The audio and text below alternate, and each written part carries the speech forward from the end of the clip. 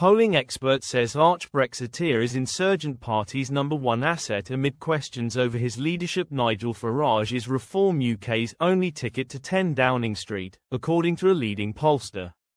James Johnson of JL Partners said the party would not have won any seats at the last general election if the arch-Brexiteer had not made his bombshell comeback.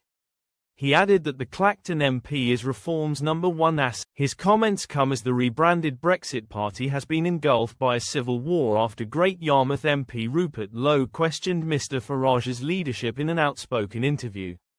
Mr. Johnson said, "It's extremely hard for a new party to break through in the UK. I mean literally no one's done it for more than a century. For Reform to have any chance of being in the next government they need absolutely and their #1 asset by a long way is Nigel Farage. H is the most popular politician in the country, or probably more accurately the least unpopular.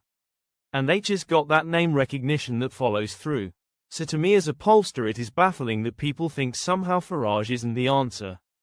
It's very clear to me that Farage is their only ticket to number 10. Mr. Johnson added that Mr. Farage's return as Reform's leader was a transformative moment ahead of last. He said, "I don't think Reform would have won a single seat if Farage had not become leader in June 2024. The reason is that actually Reform's vote was going down a little bit at the start of that campaign.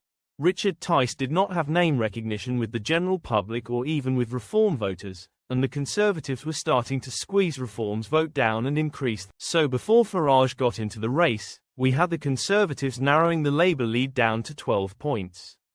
Before that it was sort of something like 16, 18, 20. But when Farage came in the entire picture was transformed. He had name recognition, he had a stronger reputation after going into the jungle, and he had political brand assets that others didn't have, such as sort of frank speaking and sort of perceived strength and speaking the truth on things like immigration.